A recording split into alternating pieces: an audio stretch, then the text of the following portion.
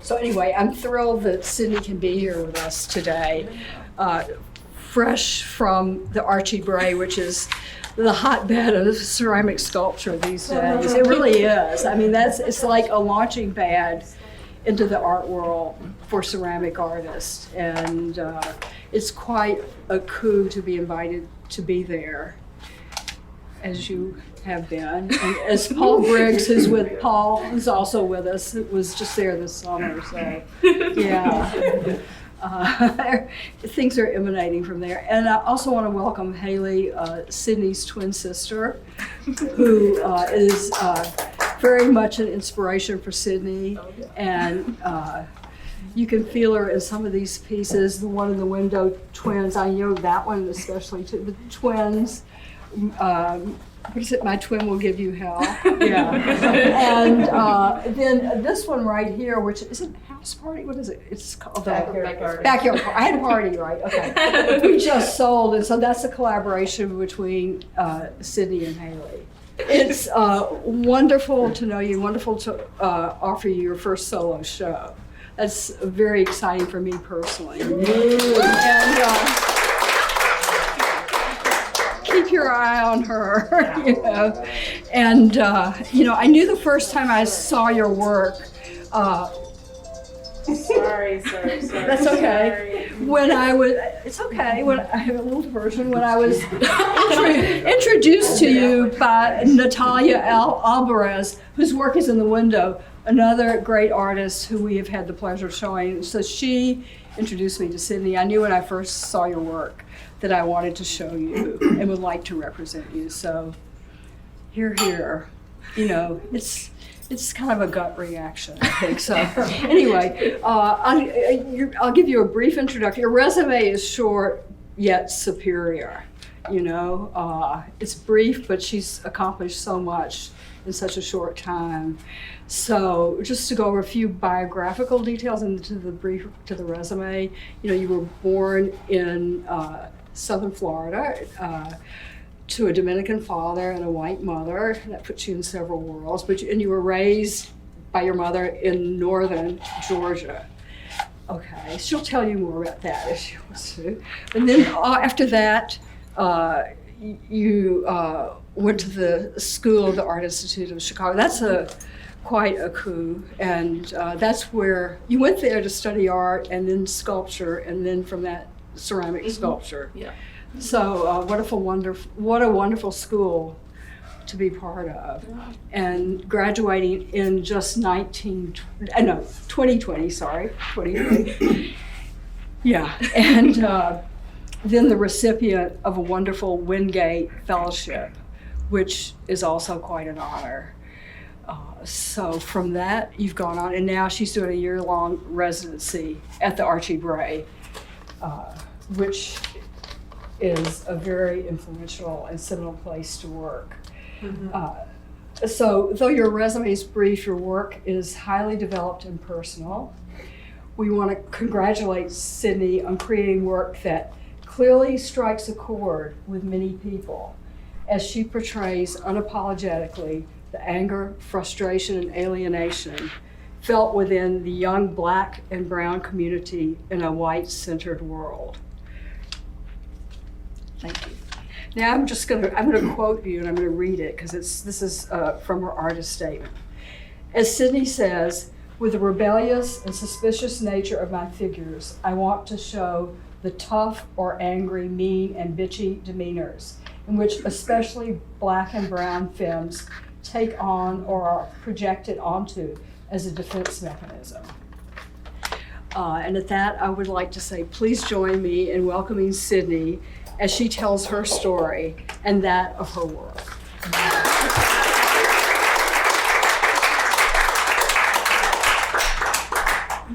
Can I sit down? Can I take this chair? Yeah. Sorry. Well, thank you for coming. I was expecting to have like this big of a crowd here, but I feel like it's so special. And this because we were trying to come out here, me and my sister at the beginning, but then there was like all this stuff happening. But I think this is like the perfect time somehow. It just all like came together finally. But I'm gonna read from my phone, just so you know. It's my like first artist talk in person. Okay, so I'm gonna talk about the title first. So the title is Skirts and Hoodies, and I think both kinds of these clothing bring to mind specific people. For example, skirts are associated with girls or women and is often policed for how revealing or not revealing they should be. And hoodies are associated with Black and brown people in America, and even now is like a politically charged piece of clothing. So I chose this title because of the charged meanings of these clothing, but also this is something I'm comfortable with and wear almost every day. Like a skirt and hoodie, that's like my go-to. But I mean, as you can see in my work, clothing and personal style is really important to me because that is one of the only ways that we, as in like people, can sort of direct or choose how we want to be perceived by others. And I think my work is a lot about being perceived and the reaction to that. So personality, especially professional, is largely shaped by being perceived and wanting to come off as non-threatening and relatable. Because first, in this Eurocentric society that we are inhabiting, the first thing people see about me, particularly, is that I am not white first, and that I'm a woman. And even in the art world, I'm introduced as a POC artist, which is a fact. You know, it's not a bad thing, but that is just how it is. And I mean, you don't see, like, white artists are introduced as like, oh, this like white artist. So that's just like how it is. And because whiteness is like the baseline and is like seen as the norm. So because I am perceived as not white, I'm seen as like different or the other. So this could go a few ways. Either I'm seen as different in a threatening way, and so like I diffuse this with code switching, or I'm seen as different in an exotic way, which can go fetishy kind of fast. Or people perceive me as a child, which I think has to do with the infantilization of Black and brown people historically by Europeans. So yeah, I'm hyper-aware of how people perceive me. I think this is common with folk who grew up as a certain race in a community where you're the minority. And I think this is why I make figurative work, in order to find some sense of body autonomy and acceptance. And that's why something so important to me is when people see themselves or a friend or like a son or a daughter in my work. And I really want to cultivate this feeling of community and acceptance, because so often I and other Black and brown people have to think about safety and security every time we even walk out of the house. Like in Chicago, on public transportation or like on the trains and stuff, people will just, you know, they'll like assault you if you're not, you have to be like really, yeah. Thanks, Haley. Or even in like Helena right now, like we got these notes left on my car because of parking. They're like, go back to your state, you're not from here. And I'm just like, oh, so that's how we're rocking, okay. But anyway, so that's what I mean by hypervigilance and like hyper aware of how I'm being perceived, because this is just the world we're in. But so in my work, there's a clear like punk or like goth influence, and I admire this punk aesthetic and lifestyle because it's basically saying, I don't give a fuck. And that's what like I'm trying to, you know, I need to work on that myself, like my confidence and stuff. And yeah, so I'm trying to capture that same energy in my work to inspire confidence and the importance of self-worth in an unwelcoming society where sometimes it's hard to rely on others for validation. Yeah. That's why that's why, you know, I make like the figures in pairs, or like I try to put them together to where they're interacting, but also a lot of times they're not looking at each other because of that feeling of like hypervigilance. Yeah. But that's all I have. Some follow-up questions. Yeah. And maybe you'll talk about a few. You want to talk about a few of the pieces. Oh yeah. Well, I'll get questions first. Sorry, I don't want to talk anymore that much. Well, my question is, when did you start making these figures of this scale? Like, I know for your graduate thesis, you had the big figures. Yeah. But I know when you showed with us in Empowering Voices, you wrote about making the figures in reaction, you know, to the protests, to George Floyd and all. Was that when you started making them, or had you started? Oh, I had started making them before that. But they then took on a more protesting for that show. Yeah. Mm-hmm. So I started, at SAIC in the ceramics department, I've always wanted to make like big work, and I was so excited because they have like really big kilns and stuff. So I was trying to make these like big figures, and I was having problems with, you know, structural problems and like proportions. And so one of my professors, Salvador Jimenez Flores, he's like, Sydnie, you should make little small ones. And I was like, I don't want to. I want to make big stuff. And he's like, just try it. They'll be your little maquettes. They'll be your little sketches. And I was like, okay, fine, I guess so. And that's kind of like turned into a whole nother like body of work, because like at this size, it's like so special. And you know, I feel like it does give me way more range, because I'm not spending a month working on a big one.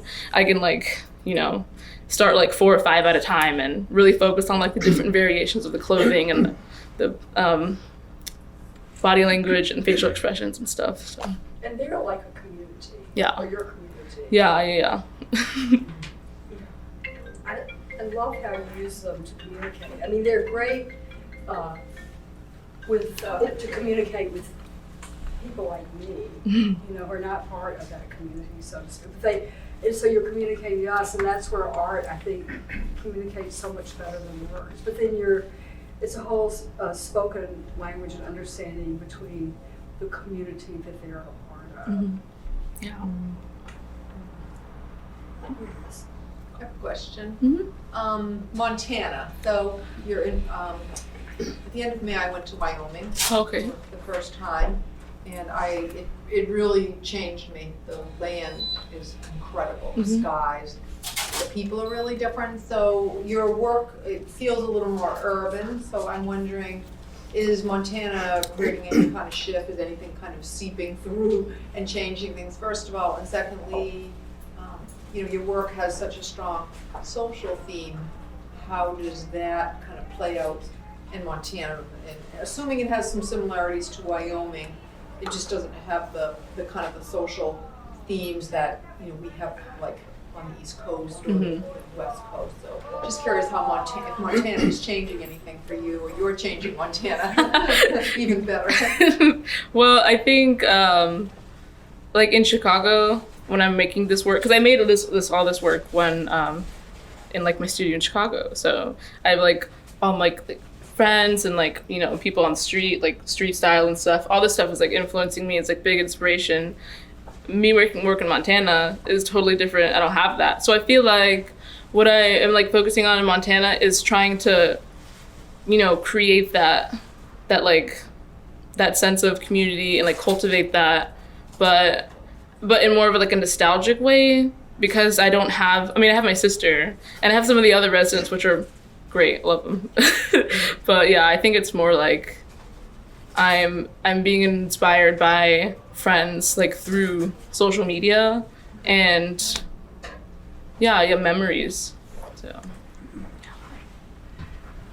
I have a question about the Mayan influence that you came across. Yeah, when I was at the Art Institute, I was going through the museum and I noticed they had a huge like section of like Mesoamerican ceramics, and they have like the like moche vessels that are maybe like, I don't know, like this big, and they have like the realistic heads with the little spouts on it, and that was really inspiring to me. And just all the other little figurative sculptures just showing like everyday life or whatever. And I think that is really inspiring because I'm kind of working at a similar scale, and some of the finishings of the sculptures is kind of, it's like an ode to that. Like just using the red clay in a low fire is what I'm kind of trying to refer to.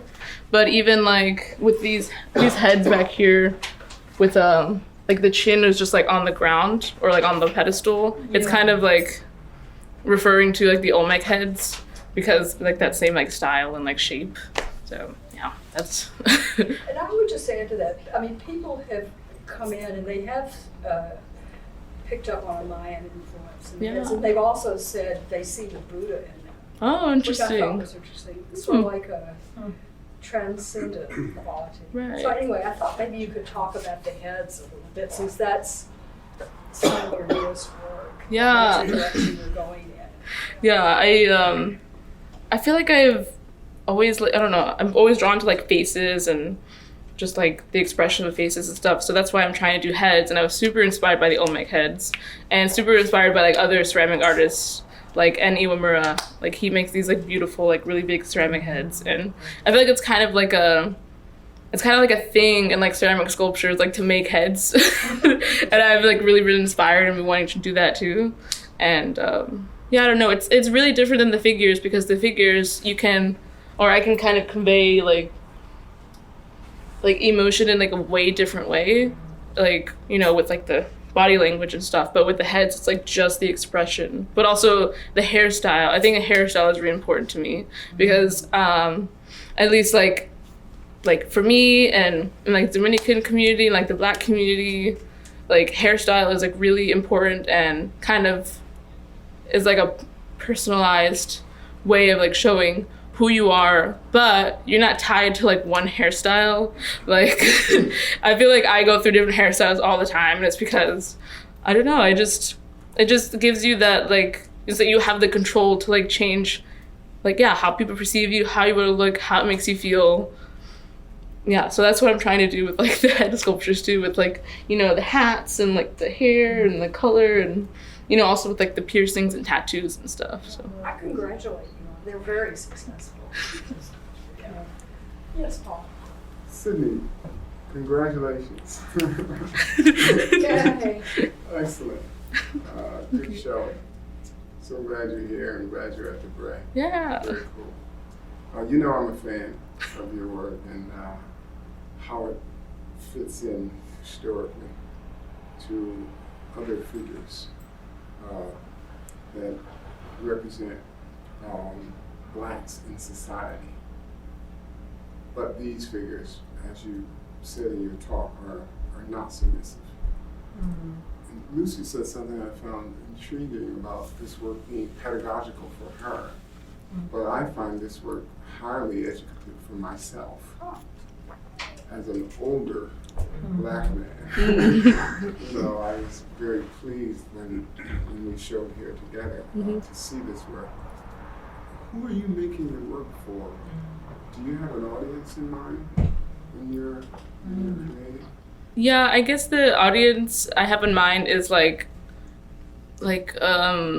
people in like my community, or people who like relate to my community, or I don't know, because I think the people who respond to my work with like familiarity and like they're like, oh, this like makes me feel like seen and like comfortable, and that's like who my audience is. And you know, it can be like young people, I mean, it's also like older people, I don't know.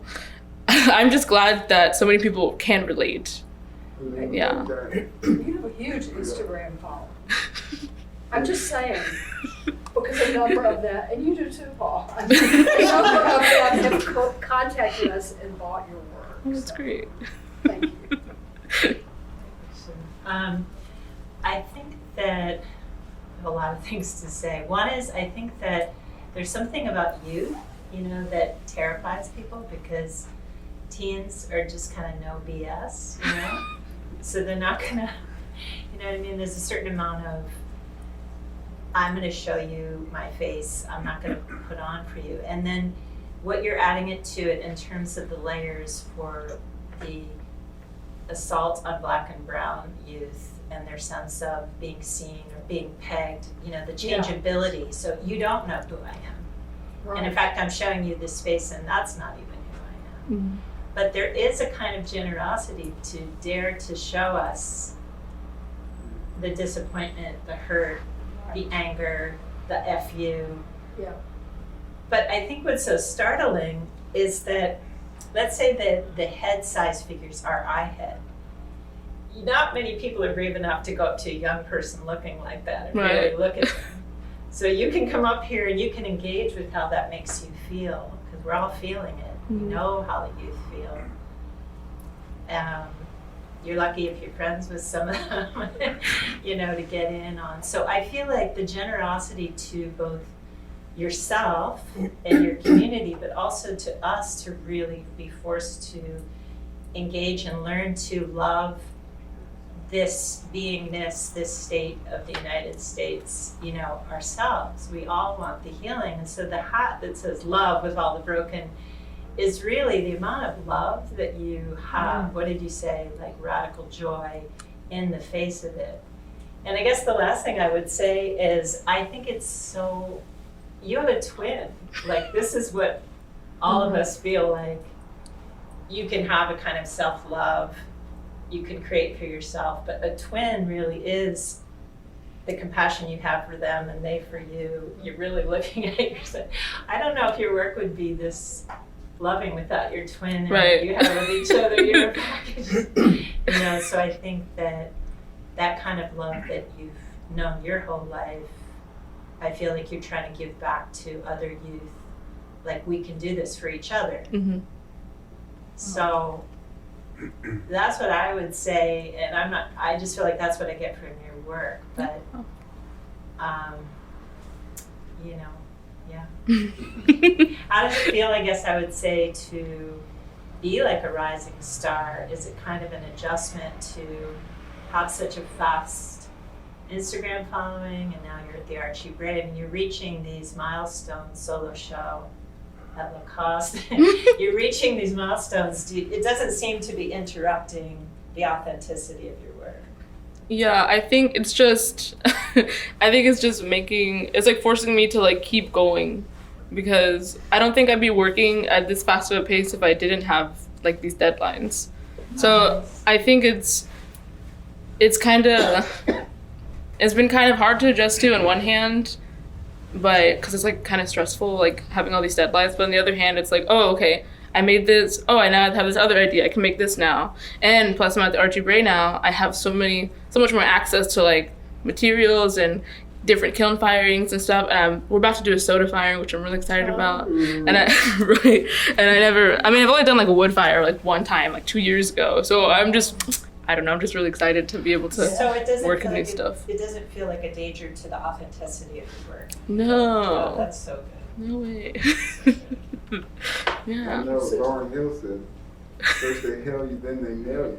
You wanted to be a star, you wanted to be a superstar, you're a stupid star. Don't you know they hail you, then they nail you? Yes. Yeah. I've already gone through the nailing. Sydney, You've experienced I that. think your work is really cool. It's really good. And when you talk about an audience for your work, you've got to be the audience for your work first and foremost. And if other people like it or are educated by it, that's cool. But Right. you've got to, your criteria for what you do has got to be number one. Mm-hmm. And very, very good. Yeah. Thank you. So maybe this is a good time to talk about 3 or 4 movies. Yeah, Do that. I Walk around. I have this written down too. So I'm gonna talk about this one first.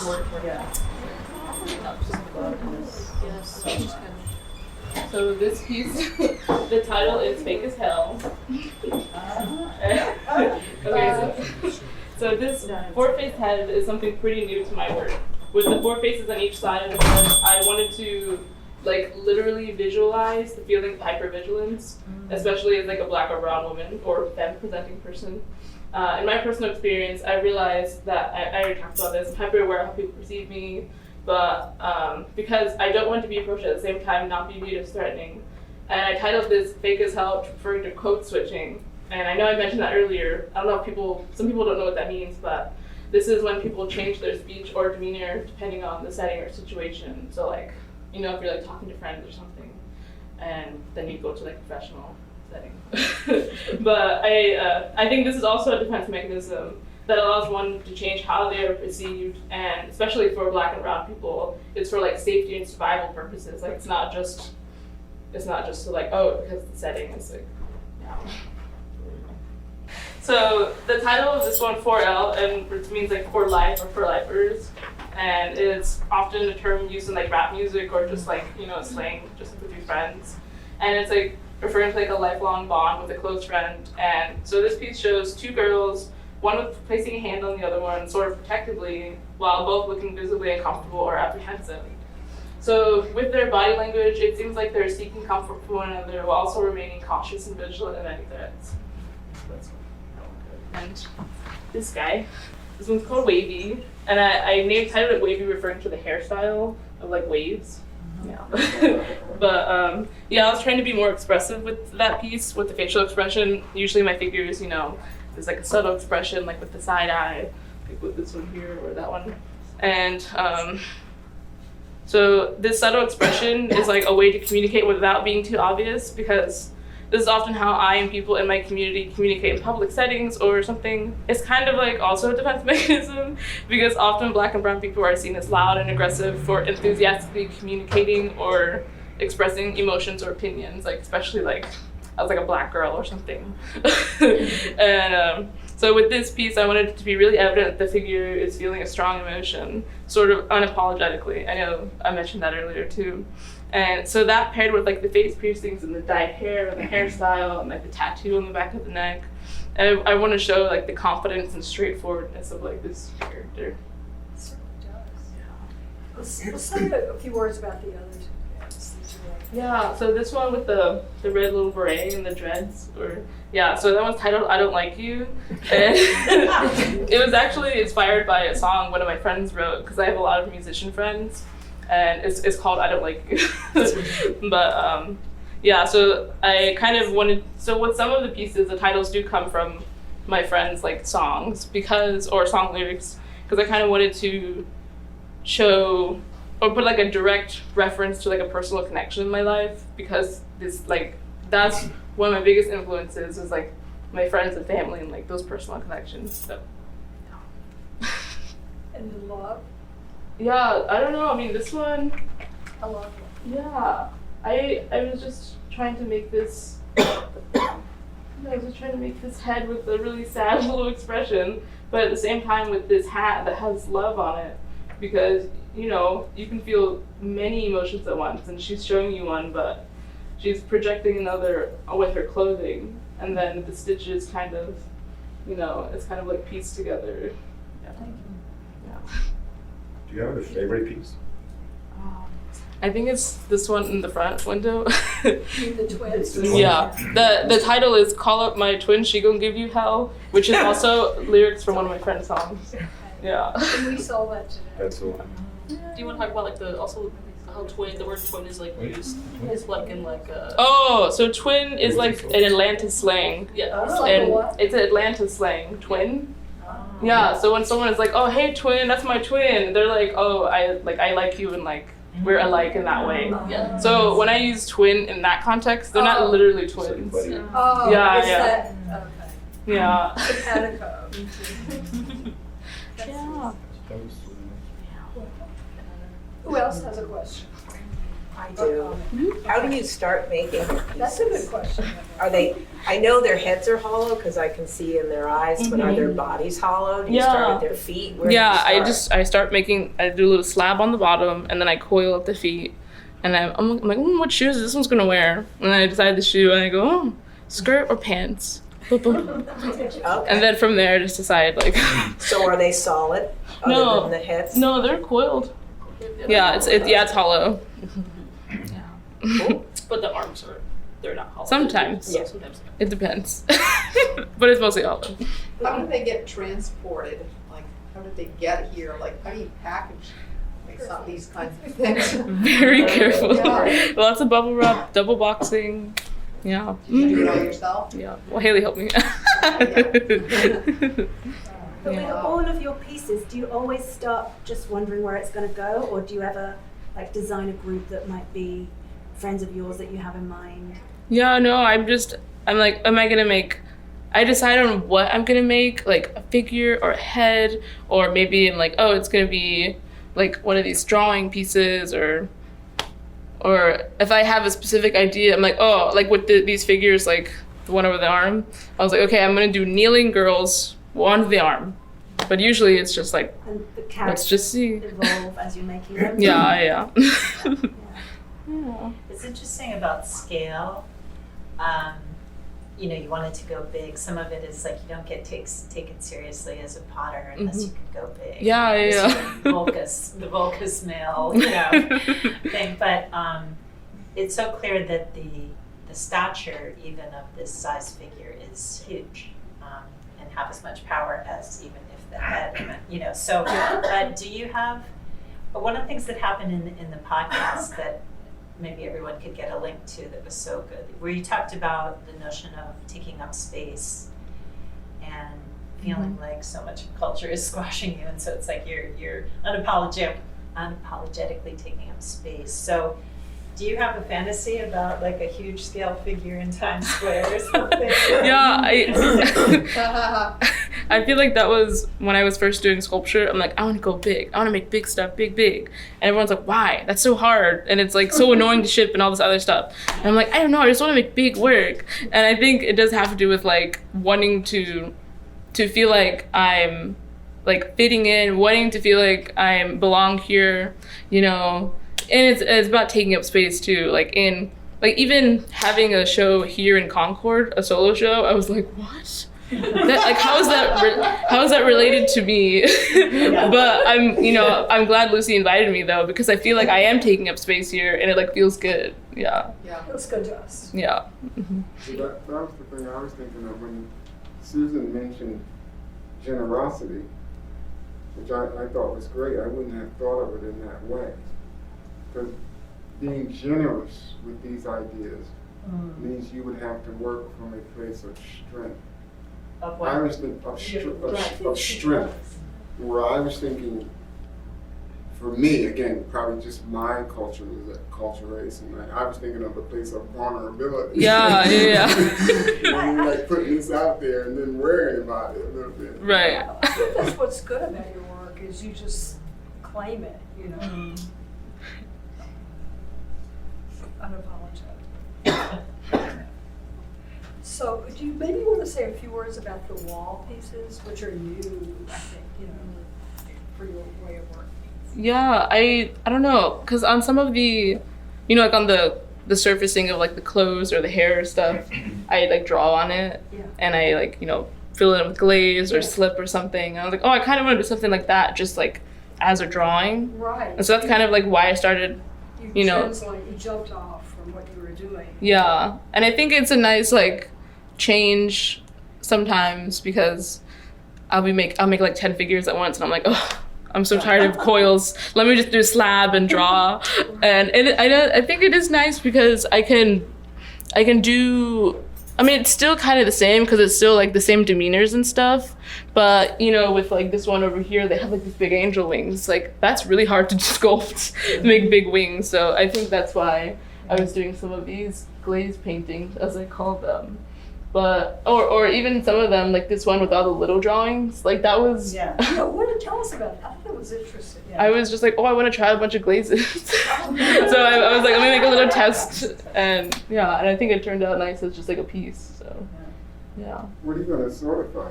They're soda firing on Sunday. What kind of work? I have a couple figures. I have a couple heads. I make these like little like head cups. And so I made like a cone 10 porcelain, and we're gonna see what those look like. Yeah. Ask Chuck to show you his the British head cups. Oh yeah. What are they called? Toby cups. Ask Chuck Adler, who works at the Bray. Oh, okay. In the business, to show you his collection of Toby cups. Oh, okay, cool. Did the pandemic turn out to be a setback or a time of opportunity? I know for like dancers, you know, it kind of could be devastating to their career because, you know, certain careers only have certain windows, or people that were trying to do their PhD on some like special grass they had to collect, and it only grew certain times of year, and now it becomes this like 3-year delay. So I'm curious if for you, the pandemic had any effect. Yeah, I think I was really fortunate because I got the Wingate right at the beginning of the pandemic. And so I was like, fuck, I can get a studio though.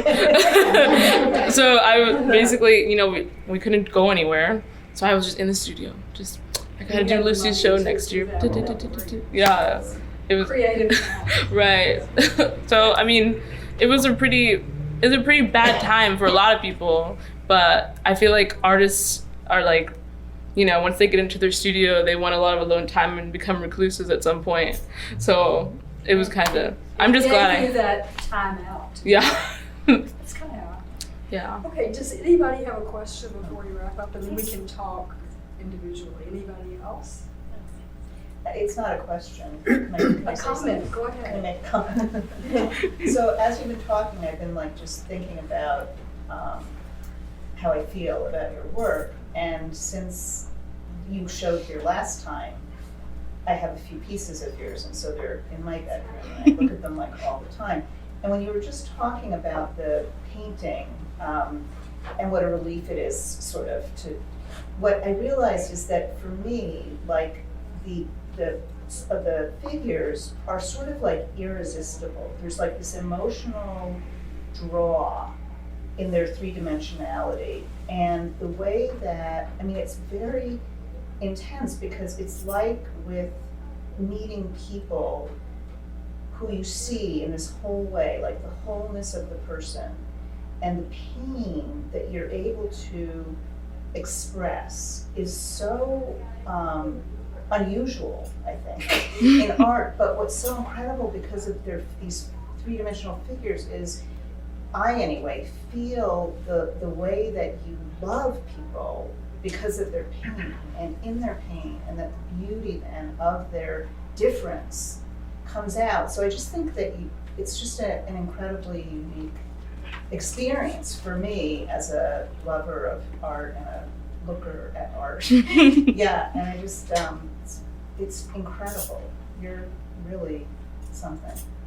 Thank you. Yeah. Well, I'm glad to hear that, because with the sculptures, you know, there is like so much negative emotions that I'm like talking about and kind of channeling, but at the same time, I would love if these bring people joy, because they bring me a lot of joy.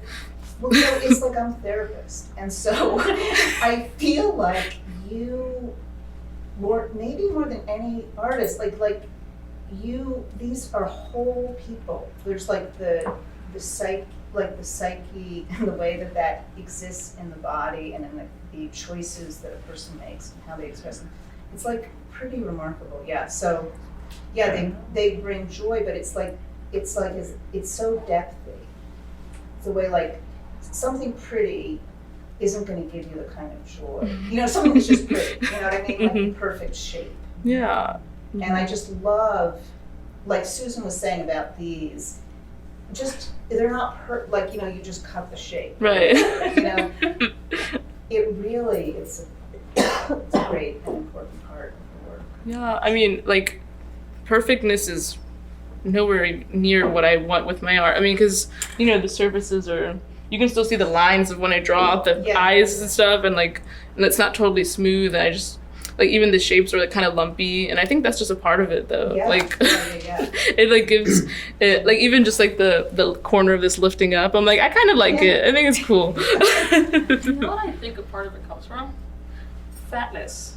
Yes. I think, you know what I mean? Like, Yes. it's like, I think in society, it's very like, I think we struggle with this a lot, just kind of like body dysmorphia and things like that. And it's like a lot of like smoothing that happenings in magazines and covers, like Photoshop and stuff like that. So I think it naturally, honestly, I think it naturally comes out just kind of like because of like our own, like what we look like naturally. Yeah. I think so. So I think it just kind of like smooth is just imperfectness just like isn't like something that's like, I don't know, important to the figures. And I think that's part of the irresistible quality, like the realness. And what's so surprising is that it's clay, which is like hard, you know, by the time we see it. Right. And yet it has this incredibly like real feel. So, Which is another dimension of them moving beyond the Aunt Mama and Mammy, which are one single psychological state, right. You know, in everything. And these definitely are very nuanced emotionally. Right, so much hidden in those.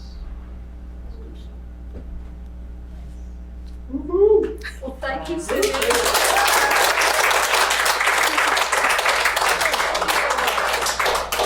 For the stellar exhibition. Yeah, thank you. Introduction to your world. I really appreciate it. Yeah. Thank you.